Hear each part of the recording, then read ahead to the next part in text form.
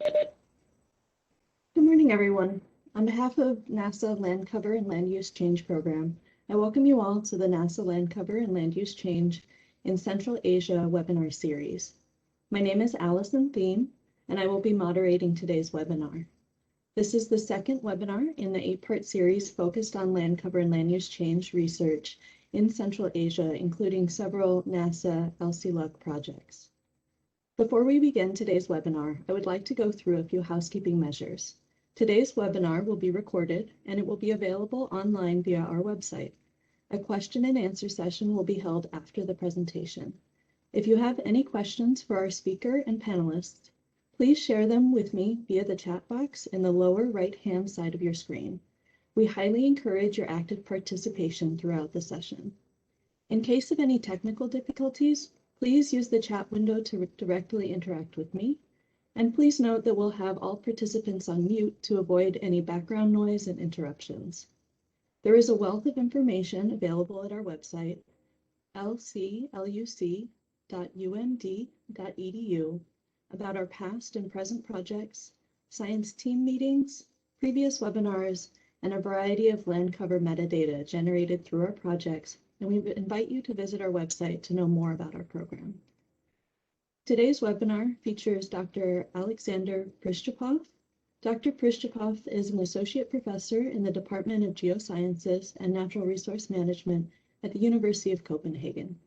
He is a land system scientist with an educational background in remote sensing, land use modeling, geography, and resource economics. He holds a PhD in forestry from the U.S. University of Wisconsin-Madison. Dr. Prishchepov uses remote sensing to study the causal drivers of land use, land cover change, and agricultural potentials. Today, he will be presenting Understanding the Patterns, Drivers, and Implications of the Multiple Trajectories of Massive Land Cover Change in the Steppe Belt of Eurasia. I'll hand it over to you, Dr. Prishchepov. Well, thanks. It's a great pleasure for me to give the talk on behalf of NASA. So NASA Land Use Land Cover Change series, the webinar. My name is Alexander Prishchepov, and I will talk today about the patterns, drivers, and implications of different trajectories of land cover change in Eurasia. So good morning to everyone, good afternoon, or even good evening, because we have a different time zones. About me, I was born and raised in Steppe, graduated from Russian State Hydrometeorological University, and then spent 1 year under the GIS certificate program of the United States Department of State program, and later completed my PhD at the University of Wisconsin-Madison, working in a NASA project. And later on, I conducted my work as a postdoc research associate to better understand the drivers of land system change in Germany, Leibniz Institute for Agricultural Development and Transition Economies. And since 2014, I've been appointed as associate professor at the University of Copenhagen in the field of remote sensing and land system science. So I primarily focus on measuring land transitions and trying to understand the human dimension of the land system change.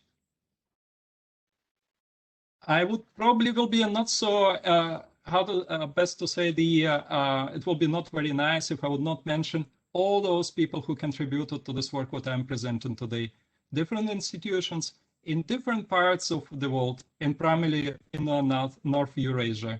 And I also should thank the partners, but also should thank the donors, those who gave the grants to do this wonderful work, including, let's say, the foundations as a Volkswagen Stiftung, Euronet Russia Plus, and many other sources which supported our work. Well, what do we know about the steppes, grasslands, Kazakhstan? Maybe some people can link with the Borat movie. Well, that's also kind of the cliche nowadays. We have the Genghis Khan in Mongolia. But probably we can tell a little bit more by looking at the steppes and this Eurasian rim. First of all, this biome occupies the large area in Eurasia, with the precipitation varies as low as 150 millimeter and up to 1,100 millimeter in the mountains, as recently has been discussed by Jeff Hennebry in one of the recent talks. Also, the formation of this grassland biome is heavily controlled by this large gradient in the temperature, In the winter, it goes as low as -45°C, and in the summertime, it's +45°C, 90 degrees gradient. It's very important hotspot for the biodiversity, very charismatic mammals and other types of the species, but also it's important hotspot what you will see in this presentation for biogeochemical cycling. What I should also emphasize that it's not only important for the biodiversity, but also supporting the livelihoods. There is a great diversity of the nations, ethnicities, cultural backgrounds, and it's important area for food security.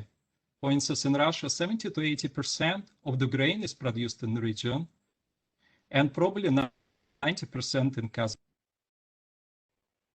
We probably need to look back before we're going into this discussion about the remote sensing and the role of the remote sensing. If to look back to the beginning of the 19th century, where the great scholar, the scientist, Alexander von Humboldt, biogeographer, he traveled through the steppes. He was invited by the Russian Tsar to explore the steppes.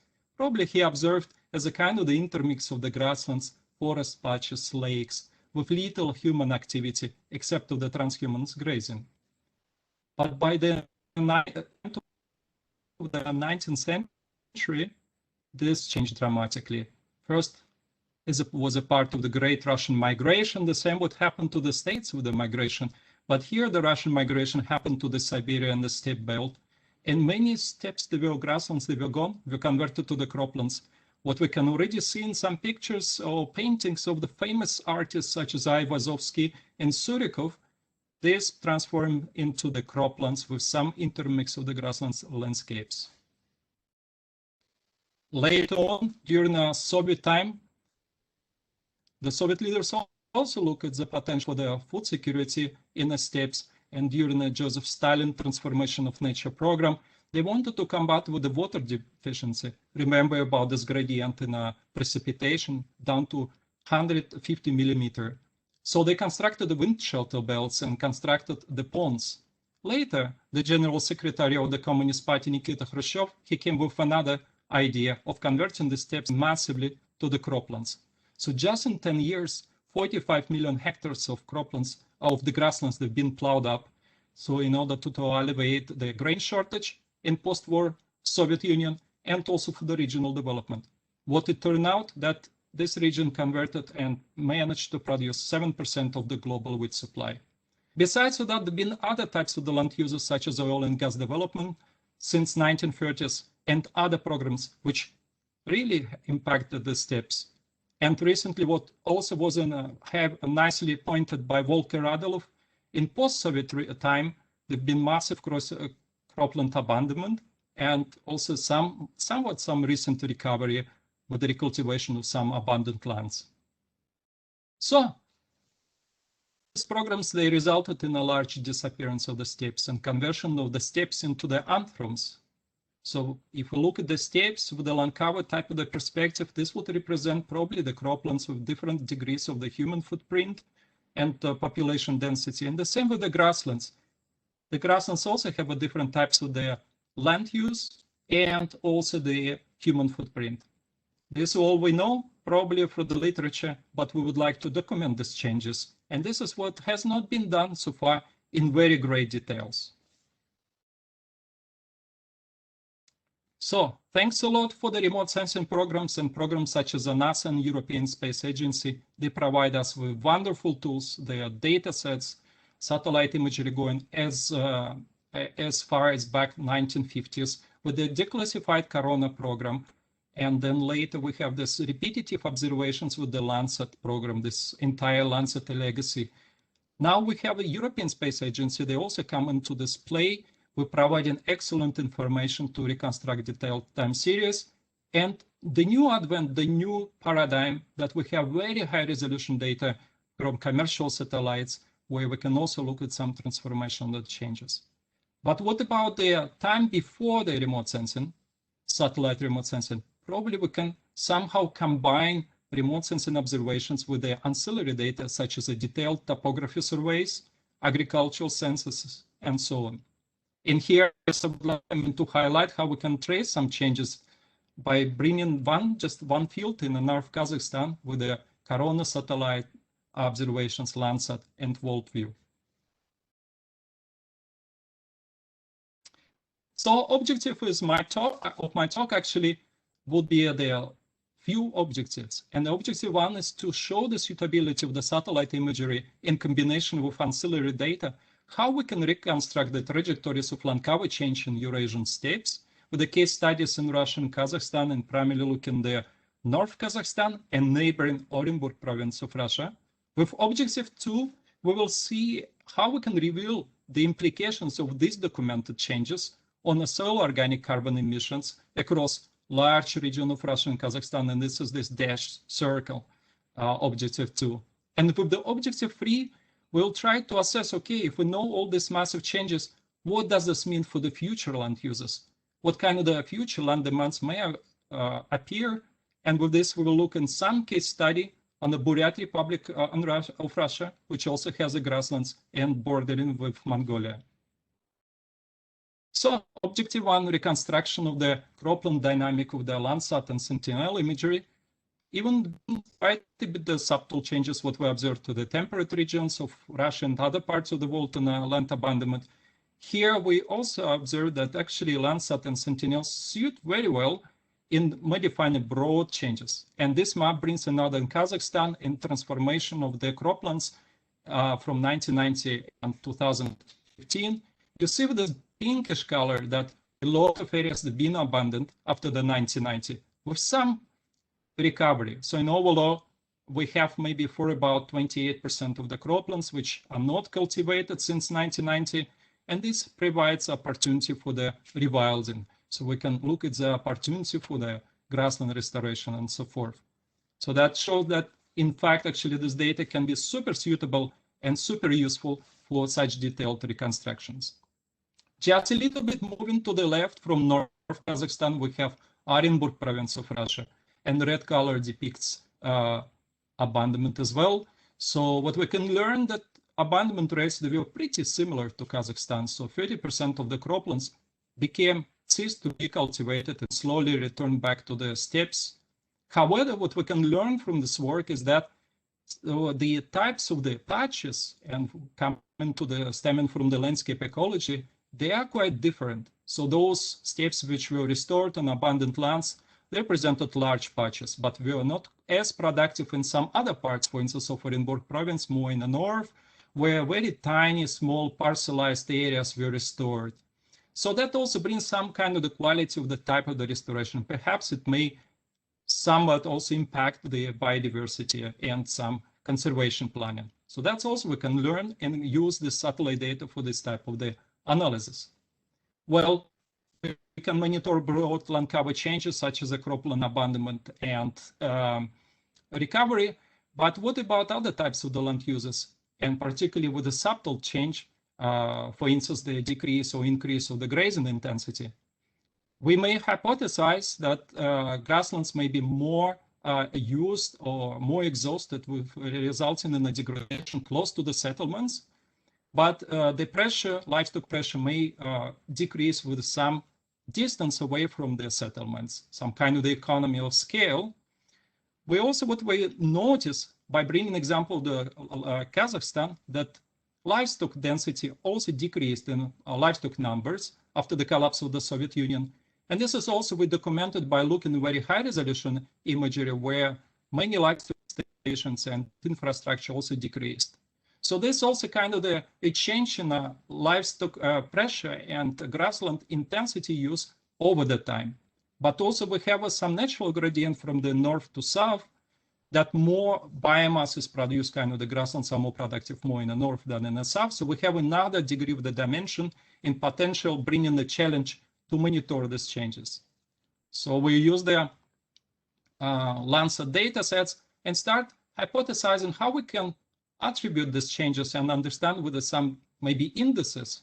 We came up with the disturbance index we proposed for the steppes, and we compared with the similar indices developed by our colleagues, such as the nice work of the Kirsten de Beers from the University of Oklahoma and the previous development in Oregon State University with the Hill Index.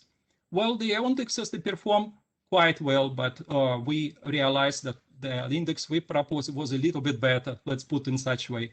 And this index was based on some difference in the tassel cap analysis, different contributions of the tassel cap brightness, greenness, and wetness. By realizing that this index may work well and represent a gradient in terms of the grazing and livestock and grassland productivity, we moved next and tried to reconstruct the time series and used one of classic nowadays method widely used developed by the group in Oregon State University and using the land trender. So what we realized, and once we prepared our data sets, it first of all fit pretty well with some modification that we could attribute this over the time. So with the decrease of the grazing probability over the time. And for validation and tuning this model, we used very detailed information collected by our colleagues from the University of Münster on the livestock station and different measures of the livestock density. So in the end, we reconstructed, and this is thanks to the work of Andrey, Dara, and other colleagues from the joint collaboration with the Humboldt University in Berlin, Tobias Kuemmerle, Matthias Baumann, Patrick Hostert. We reconstructed this dynamic. First, this time series helps explain the grazing intensity and match well with the livestock dynamics, overall decline. But also we looked and realized that there is quite a bit of the gradient over this area, and you will probably see that as well in the map presented. So a larger decrease was primarily close to the abandoned livestock stations, and also the livestock density or this livestock pressure decreased with the increase of the productivity of the grassland, moving away from the settlements. So entire work allowed us to reconstruct a detailed time series of the Landsats for more than 20 years, the grazing intensity. So that's what we remember. Next thing is that we can use this data sets such as the Landsat and benefit on the Landsat legacy to reconstruct these changes. But what about other changes? If to look at the grasslands, it's very unfortunately, particularly with the very high resolution imagery, we can observe many other types of the disturbances from the land use perspective. Even in the grasslands, like under the restored and abandoned lands, zooming in, we observe there are some informal roads, unfortunately even garbage dumps, and even the shrub encroachment from the styling plan of the establishment of the wind shelter belts once they are not anymore maintained. So all these alterations, they have a really profound impact on the steppe ecosystem functioning. So with this, we, in a very rigorous approach, we sampled over systematically close to 8,000 the samples, and we documented in very great detail all possible type of the disturbances, which we grouped in major categories, such as the informal roads, oil and gas development. Remember, one of the most important also expansions in the grasslands, shrub encroachment, abandoned settlements, garbage dumps, quarries, and other types of the disturbances. Once we all sum up these results, it turned out that only 6% out of the 7,000 blocks systematically sampled had not with any disturbances. And disturbances, particularly such as informal roads, were quite common also in the recovered steppes. So that brings another dimension, another fragmentation, even in this recovered steppes that had not been documented before. And perhaps this brings a great advantage of having this very high resolution data and combined with the data like a Landsat and Sentinel-2. So, summary of the objective one about the mapping, so we can carry out from this talk, is that it was a widespread abandonment in Russia and Kazakhstan. As high as 50% of crops became abandoned from 1990 to 2000 and partially been recovered, recultivated after the 2010. Livestock decline resulted in a decline of the grazing pressure and partial grassland recovery. And steppe also underwent massive changes, not only because of the agricultural land use, but also other types of the land uses, which played a key role in fragmentation of the steppes. The objective two, so once we know about these massive changes, we really wondered, what does this how does this impact of the ecosystem functioning, such as the biogeochemical cycling. And with this idea, we wanted to also to reconstruct more in details the land uses even before the satellite program. So we tried to use the statistical data sets, surveys, in order to reconstruct the land use dynamics back to 1900. So we established the relationship between the zone areas using a function between the precipitation, accessibility, and soil quality. And then using these assessments on a special determination of the distribution of the croplands, we, in very great detail with the colleagues of the Leibniz Institute of Agricultural Development and Transition Economies, Florian Schihorn and Daniel Müller, we reconstructed this dynamic back to 1900. Why we also did so? Well, you know, there is a HIDA data commonly used for land use modeling. What we noticed that it was in a great underestimation of the cropland dynamics. So it didn't fit well for our purposes. So once we did all these reconstructions, we fed the data into the dynamic terrestrial ecosystem modeling, which has been completed by the Potsdam Institute of Climate Impact Research, Zuzana Ralinsky, and Christoph Müller. You may wonder and ask me how we know what type of the land use was back to the Virgin Land campaign. Remember this massive campaign with the agricultural expansion? Well, we were lucky. We managed to get these detailed maps how the cropland expansion program progressed. So we established the statistical relationship and managed to reconstruct the land uses. And just on the left side in this map, you see how from the orange color down to the very dark brownish color, the cropland expansion progress, how many areas we brought in the cultivation. On the right side, you see that we have a lot of reds, so a lot of massive abandonment in post-Soviet times. So we can establish this relationship and estimate how it's related to the soil quality, elevation, such, and this is what we did. So once we completed this establishment of the cropland mask, this is what you could observe in the map to the left. The blue color indicates where the croplands were before Virgin Land campaign and how that has been progressed toward to the south, more and more in marginal lands. So we could use this data now then for the carbon modeling. And this is crazy that it's just in 10 years from 1954, 1963, 45 million hectares were plowed up. This probably was the massive and the fastest land change program in the world history. Going later in 1991 to 2000 was another change when 32 million hectares of the croplands in this Virgin Land campaign area, they've been abandoned. So it's again, massive change, probably one of the fastest changes in the world history as well. Well, we produced these maps. So then we use the dynamic vegetation model to model different pools and interactions between the land users and precipitation and other factors. And I'm probably not the best to describe how this model is working. But also what we did besides of the modeling, of course, validating these results. And it was a great work with the stemming from a couple of the projects with the Russian colleagues, Irina Kurganova and some other colleagues from the from Germany, who validated these results using the ground observations.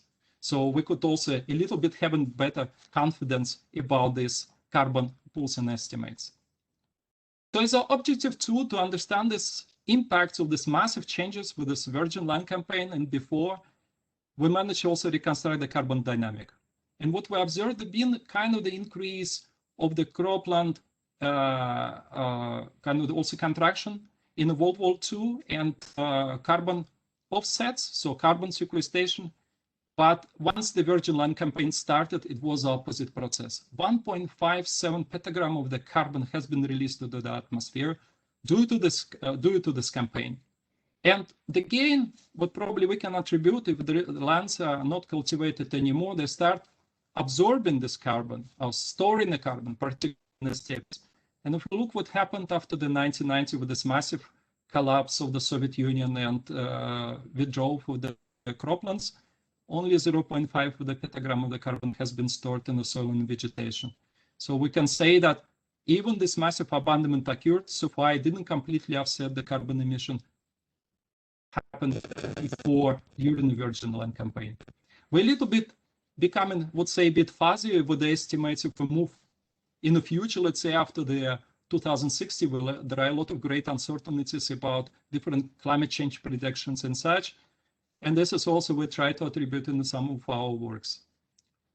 Also, quite importantly, once we compared our estimates with the higher data, which how much this data sets, global data sets, they heavily underestimate this carbon pools or this carbon dynamic. So as an objective 2 summary, we noticed that this as a prerequisite for the accurate assessment of the carbon dynamic, the detailed land cover change maps are really backbone. So remote sensing in combination with the historical maps allow reconstructing low cover change. And that's kind of the advantage we can take as well, using the remote sensing and combine with other types of the data sets, and we show how to do it. Virgin Land campaign had a dramatic contraction of the steppes, but also carbon emissions, and can be compared with the emissions with some hotspots of the global deforestation. Recent massive abandonment of these lands didn't compensate in full these carbon losses. And given keeping in mind that now we kind of observing the new campaign that some governments, they were forced to recultivate the land, bring back into the production, we need to be really careful because not everywhere the yields really improved. By looking at the Kazakhstan, yields slightly improved, but if to recultivate these lands will be not completely efficient in terms of the having again low yields and large carbon emissions. Well, we learned about these massive changes. A lot of things occurred in this region, but we also wanted to know if there is any demand for this land, massively abundant lands in the future. With this, we moved to the very outer region, maybe barely to call it the Central Asia, but still a part of Asia of this region. It's a Buryat Republic in Russia. It also has the steppes, and it's really a unique region in many aspects. I'm really welcoming you visit once this lake. It's a really great diversity of ethnicities, Buryat, who are practicing also the Buddhism. They are more engaged in livestock production, while there are also all believers in Russians who traditionally settled there and produce the crops, growing the crops. What is also unique about this region, it's one of the few Russian regions where the population is growing. So this ethnic diversity and cultural diversity, as we assumed, may have also different types of the impact on the land users and attainment to the farming and demand for the land. This also region has a really great gradient of the precipitation from 150 millimeter close to the border of Mongolia, and again 1,100 millimeter in some mountains. And this region experienced massive abandonment of the lands in the post-Soviet period. 82% were withdrawn, and cattle declined by 34%. So there is quite a bit of the ample opportunity for land potential recovery. So we used agent-based center approach with some kind of behavioral science perspective to try to understand both the classic economic factors which may determine the land use, such as the population, dynamic profit maximization, rational behavior, but we felt that also other factors related to the, such as ethnicity and other factors, may bound these decisions. So in order to test different types of the hypotheses, including the impact of potentially corruption in attainment to recultivate these lands, we tested, ran the pre-tests and designed the questionnaire and ran over 149 structured interviews, which we later used for the statistical analysis. The objective read the results, what we gained, and we use for statistical analysis Bayesian networks because they allowed us to estimate statistically, but also link some factors graphically. We don't claim that this is the causation, but at least it showed us some degree of the relationship between the factors. We indeed observe that there is a demand for this land, so at least people would like to recultivate some lands. At least they express this interest with 40% out of the entire sample. Demand was higher among non-Buryat for crop production, and education and agriculture was tightly linked with the decision to recultivate the lands for crop production. Interestingly, though, perceived corruption, such as unfair distribution of the land, was a barrier, or at least was perceived as a barrier to recultivate these lands. Well, if you look also at the contribution of the variables, there have been other factors which determined the decision, or at least intention to recultivate the lands. And again, ethnic composition and corruption played quite important role. We also notice, and this is more in a side on the right side, so we also ask the farmers to respond if they would like to recultivate land, where they observe this land, what kind of land should be. Many of them, they express the interest of recultivating without afforestation. Again, it's not only grasslands, but some areas in a forested biome that can be forested. And this is where there've been quite a bit of the interest, some interest, but not as much as without recultivation. This is we need to keep in mind that after 30 years of massive abandonment, many areas they were already converted to the natural, semi-natural areas. So probably there is not that much ample space actually for recultivation.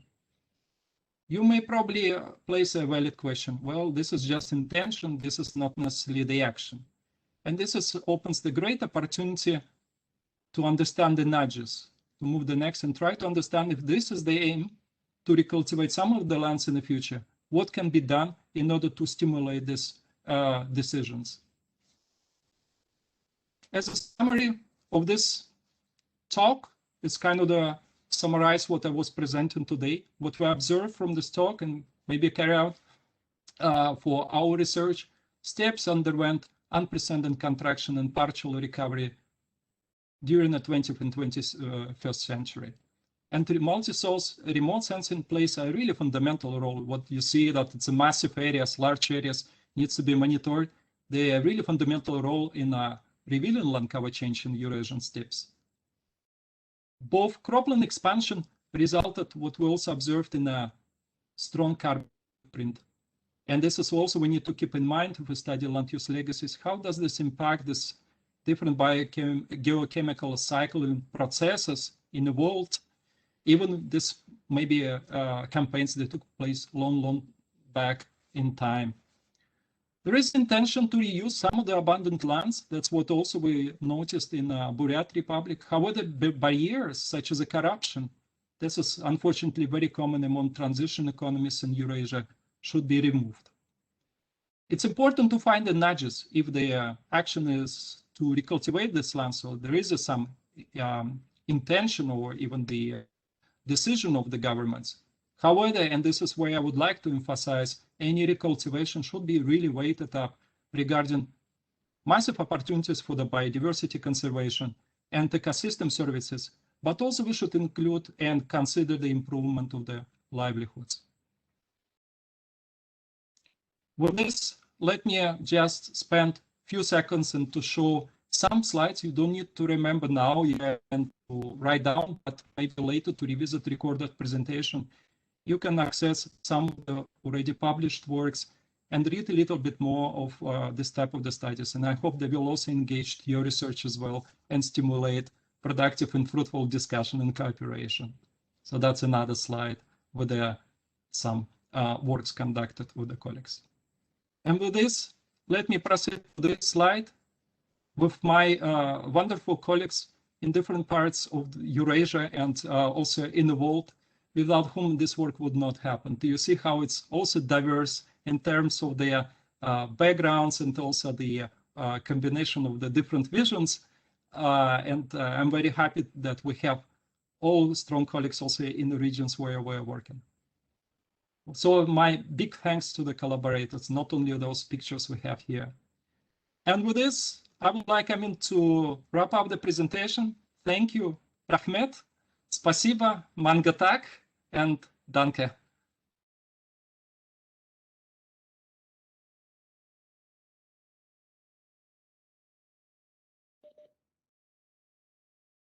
Thank you so much, Dr. Prishchepov, for the wonderful and informative presentation. We now have several minutes to take some questions. I'll read these out from the chat box. If you would like to ask a question, please enter those in the chat box in the lower right-hand side of your screen, and include your name and country if you would like to share that. So the first question we have is, what do you think about integrating radar data for future monitoring? And is it possible to detect abandoned fields with radar, perhaps Sentinel-1?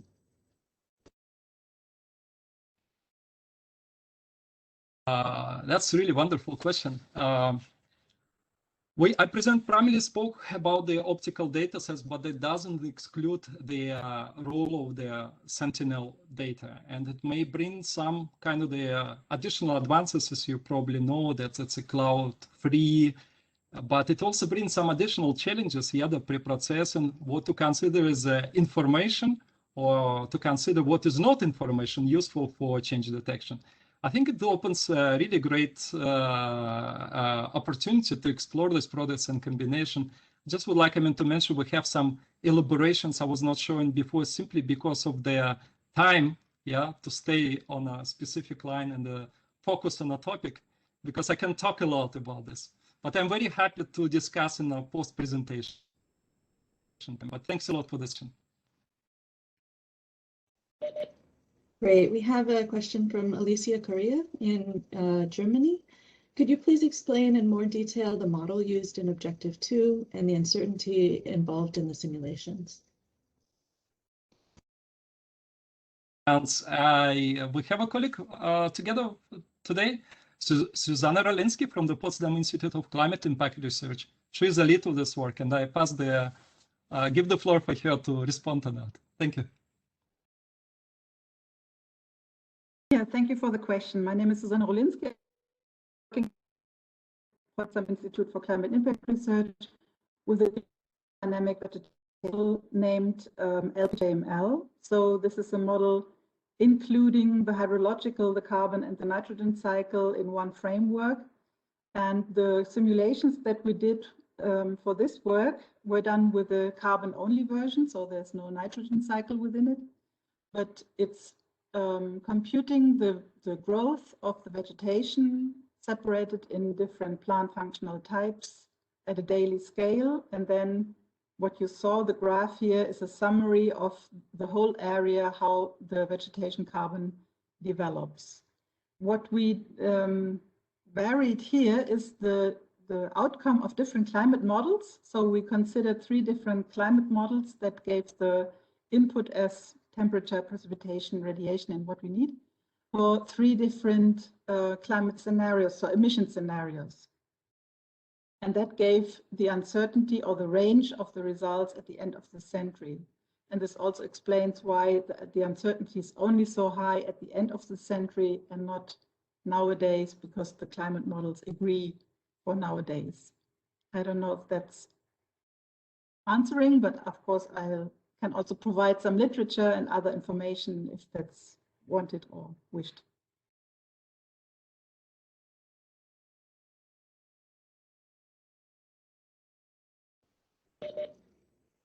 Great, thank you for that. We have a question from Pavel Groisman. How does corruption affect the intentions of recultivation?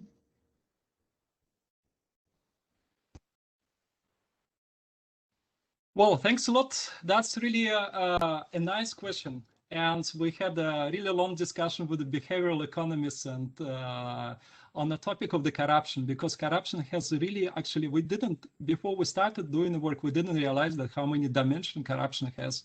So in our work, we just concentrated on an unfair distribution of the land. And once the people observe unfair distribution of the land, let's say between me and someone else, I'm shuffling around, for instance, the land, it also decreases the not only incentives of investment on the land, but also accessibility. Sometimes for the there are not so much money, but it may be also related to the receiving some subsidies to recultivate the lands and such. And the people, it just decrease the incentives ecologically. And this is incredible how this may impact the decisions on the land use.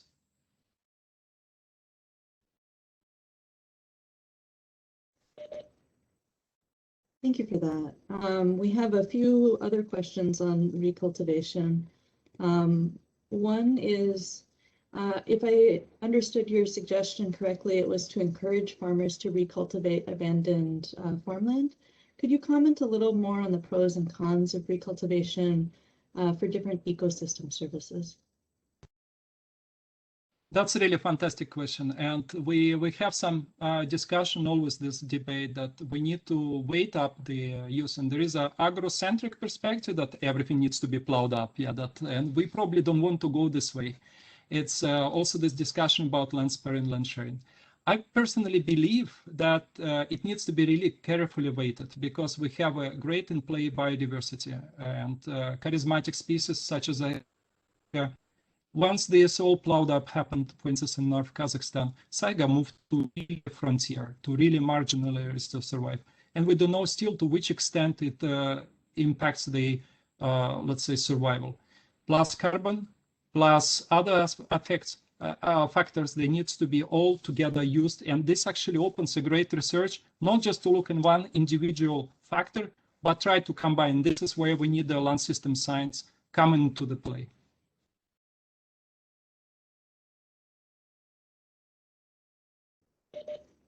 Understood. There's a question, how does cropland abandonment affect food security?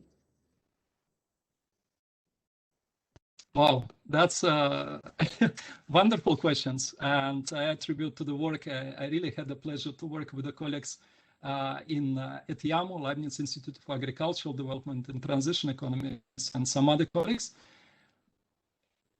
I will bring one shocking factor. Probably you know that we know that massive abandonment in Russia, but meat comes from Brazil. Isn't it ironic that having so much abundant lands in Russia, more than I have, and being one of the key importer of the Brazilian beef with strong footprint, this is a great example of so-called telecoupling, where the land use due to the abandonment shifts to somewhere. And this is also we need to understand from the land system angle, these processes. And actually remote sensing gives us a great power to look at these land transitions.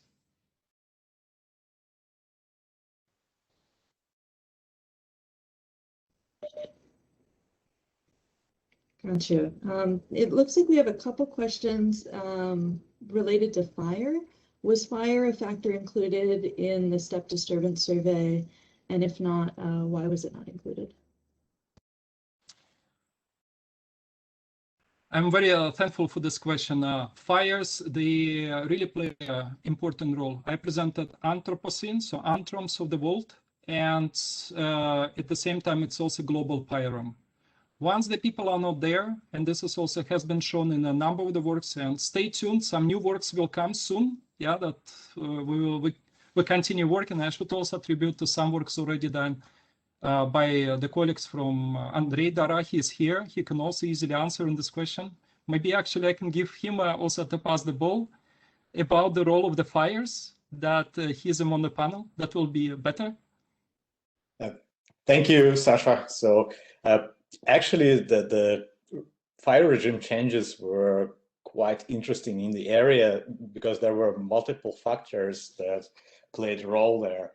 And one of them is agricultural burning. So that affected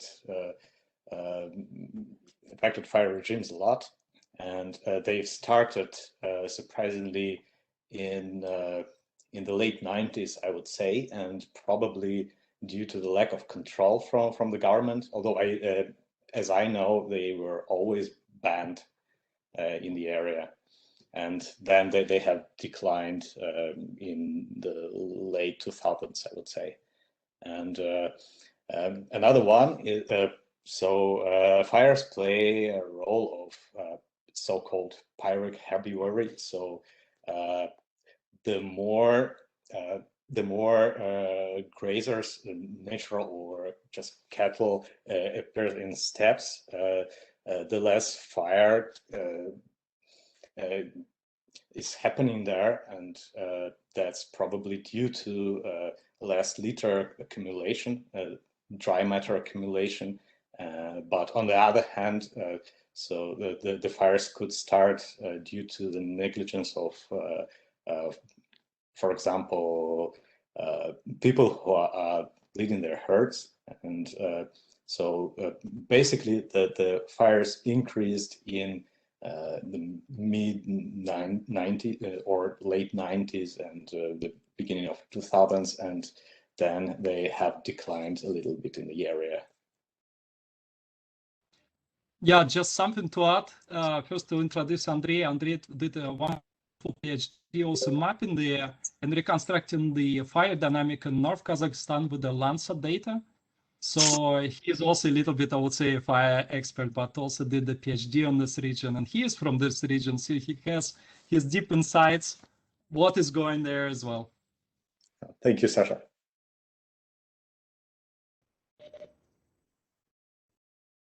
Thank you for that. We have a couple questions related to the drivers of land abandonment. Can you elaborate more on these drivers and summarize perhaps the major factors of land abandonment?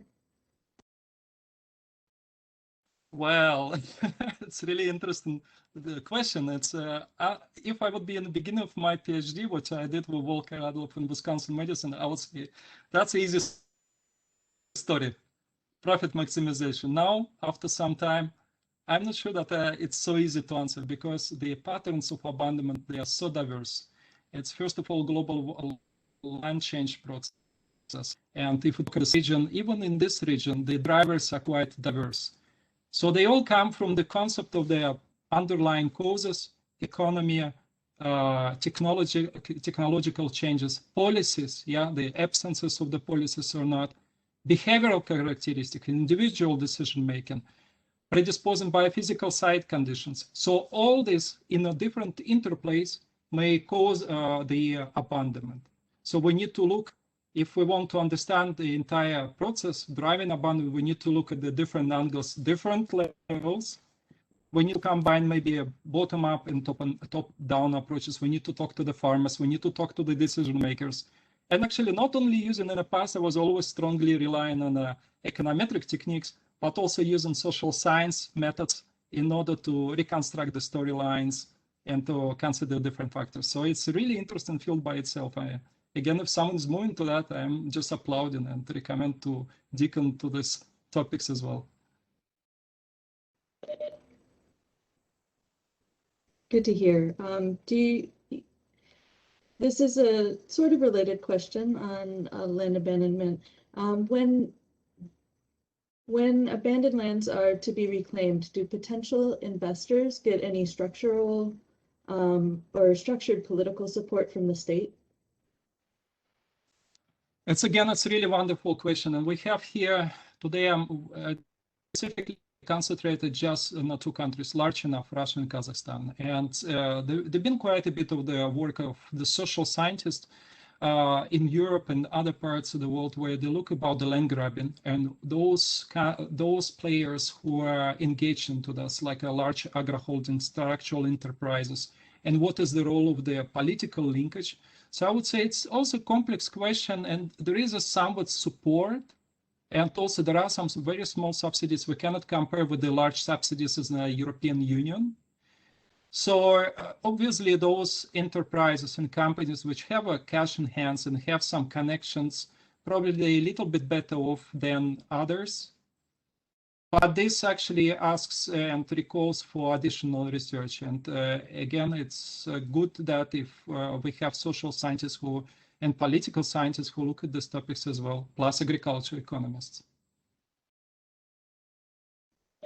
Agreed. We had a couple more questions related to land management decisions, and it sounds like this is an area for potentially more research on the social science side. You mentioned the low carbon efficiency in cropland conversion. You mentioned there's low carbon efficiency in cropland conversion in Kazakhstan and Russia. What do you mean by this? Did you refer to the additional emissions from conversion in relation to higher crop output from the conversion? That's a really good question. Again, about it was maybe a little bit I tried to hypothesize when I looked at the yields, because if these days we can get better yields, yeah, maybe a little bit with the more inputs, but simply improvement of the management. Yeah, that's not only comes with the inputs, and you will be surprised in some areas we work with the colleagues like in Russia and Kazakhstan, the inputs are zero. Not in terms of the fuel, but in terms of the fertilizers, no fertilizers at all. So Another side is a management perspective. If we think about improvement of the management, also type of the equipment, how managed operations are done, we probably can get a little bit higher yields than as these days we have. So in that way, if you convert the land, you are not just burning this also the carbon.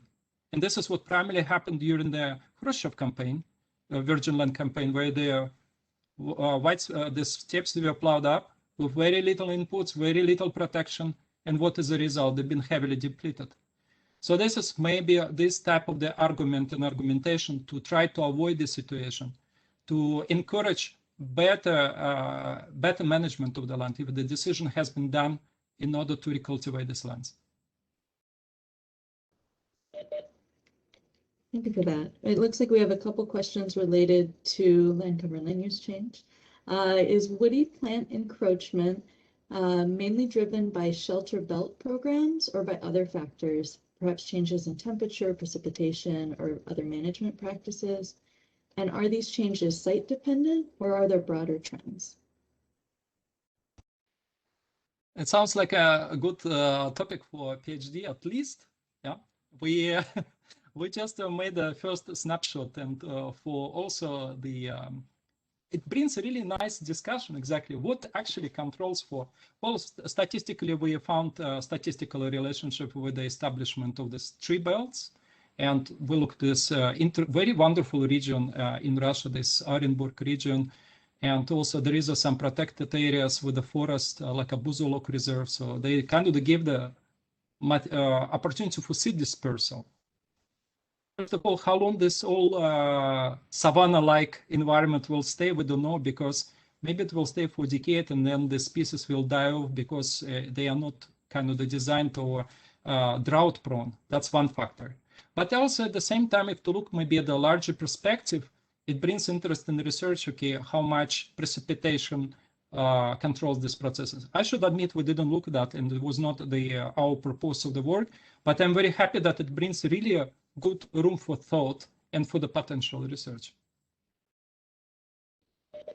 Agreed. We had another question related to your figures on afforestation. Perhaps right before the summary slide, they just want you to explain those figures. They weren't sure they completely understood. Yeah, I would be very happy. To refer to this slide or slide where I presented disturbances or something else? If maybe someone can clarify that. The question was from Joel Sankey in the USGS.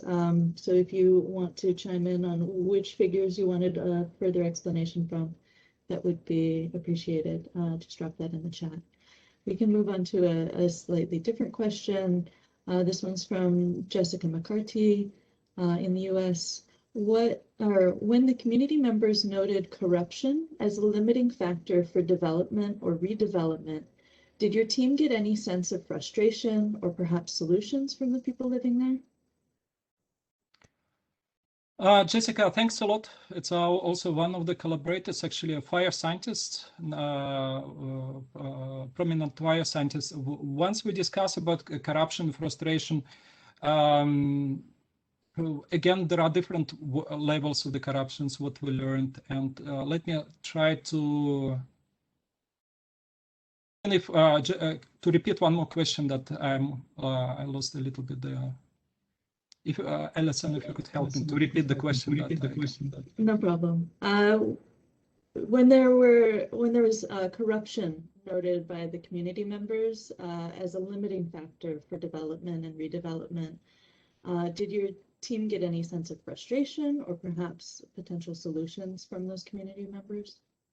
Thanks. I got into the point, and thanks a lot for this question. So one is, of course, the frustration. It's quite often is related and may push also people from agriculture. If we consider it's quite important factor also for rural development, as a factor to escape of that, that's what the also behavioral science is pointing to look at the nudges, how we can develop some opportunities, maybe more transparency of the decisions. And I'm pretty sure the government wants to some degree also to reduce this perception of the corruption. So it can be also public cadastral maps, or different GIS tools can be used in order to show like a beats. Now we have this whole discussion about transparency of the decisions, electronic systems, how you can trace certain decisions. And this is something what can also help to make it, to avoid this kind of the rumors and making better transparency. We also should consider there is ethnic factor. We didn't discuss that as well, to which degree it affects different groups, but probably also to look in these factors, how that can be tackled at the different levels. And this is why probably the programs like, again, NASA Land Use Land Cover Change program and similar may stimulate this interactive work between the different types of the fields, land system scientists, social scientists, remote sensors who are producing the maps, so working together to study these topics. Great. Going back to the previous question, they say it's the slide prior to the summary slide. They didn't understand the connection between the values presented in the two figures about afforestation and the points made in the text of the slide. So I think it's before the final summary slide. Before final. Just let me So this. Yes, let me something to describe. Yes, sorry, the slide should be a little bit busy. So one is we looked at the factors which may affect the intention to recultivation. And in our questionnaire, because it was pretty large question, we collected the questions. One of the questions we placed, or set of the questions about if the people would like to recultivate the land, what kind of the land do they expect to have, they would like to have, and for which purpose they are going to have. So those are the questions, and also we look at the size of the size of the areas. And what it turned out, maybe it's quite logical from the economic perspective that they wanted to have without afforestation, particularly for cropland production. And once it's more and more afforested, they're more preferred for this kind of the low input system, pasture, hay fields. Also, it affected the decisions about how much to bring. So some they would like to have, let's say, large fields, and those which are not afforested. And then the intention or interest in having this land with large afforestation goes down, and also impacts the size of the fields. So this can be interpreted, again, if after 30 years, if let's say certain area is afforested, the demand is going slowly down. Why it's also important, because sometimes the decision in terms of the recultivation, they're kind of delayed. The legislation is not in a place, investments are not in a place, but nature is taking over this land. So longer this decision is not kept resolved, more land is encroached by shrubs and a little economic interest is coming. So that can be placed in this way. But thanks for the question. And then we have a couple related to the models and the data that you used for these. Did you parameterize the model for the region that you simulated, or did you use available parameterization of the model? For which, thanks a lot for this question. Are we talking about Bayesian networks, or we're talking about LPGA, dynamic vegetation model? Maybe someone will clarify, but maybe both to answer. And Susanna probably say about her model, I will say about Bayesian network. Of course, if we work with the land system scientists, also jointly with Jean Lisson from Leibniz Institute of Agricultural Development and Transition Economists, and Elena Ponkina from Altai State University. I don't know if she's around, that also say hi. That we specifically tuned, we validate the model, we run the cross validations. So before bringing this paper, bringing this analysis in a paper. And if you wouldn't mind, again, I would like to use a great opportunity of having such a great panelist that Zuzana Rolensky, she will answer on a question about parameterization of the LPGML. Yeah, sure. So the model was not changed from the other global simulations that we do. So we did not specifically target to this region. The only thing that differed was so we wanted to see what is more important, the climate change or land use change. That's why we use different input data sets. What Sasha showed was the two different data sets, the usually from us used global one, which does not really represent the cropland expansion and abandonment. And we used this specific data set from this region, plus two other scenarios where we have after 2010 land cropland abandonment and another cropland expansion to see what in the future is most important. And we used the outcome of global climate models as the input for the climate data we need. So there was no specific adjustment to the area. There was one other brief question about the LPJML. How reliable is this model for the steppes? Well, there's I'm trying to be a bit concise because I could talk another hour about this. So what we see is that the carbon cycle is quite well represented. From what we see and what we could compare to data, we are quite confident that the representation of the soil carbon and so on is quite good. What we know is that for the vegetation, we have a difficulty in really representing a mixture of grassland and trees. So the model tends to be more on the side of either really forested area or grassland area. But also here, what we could compare from vegetation observations, we represented the different biomes in this region quite well. And of course, there's a huge amount of literature from the model also comparing to observations, but not especially from this site, this region. Understood. In the interest of time, I'm going to close our session now. We do have a few remaining questions. So if you would like to have those questions answered, please feel free to reach out to me by email or to the presenters by email. On behalf of NASA Land Cover Land Use Change Program, I would like to thank our speaker, Dr. Alexander Prishchepov, for his time and well-informative presentation. I would like to thank all of our participants and panelists for attending, and we hope that you find the information presented here useful and valuable. We encourage our participants to send us any comments and suggestions about the webinar to our email address. A link to today's webinar session will be posted on our website. This will be useful to review any materials that you may have missed or would like to go over again. We would hope to see you all at the next webinar in 2 weeks. And information about this is posted on our website. Thank you again to our presenter and our panelists, and thank you for joining us. I hope you all have a great day.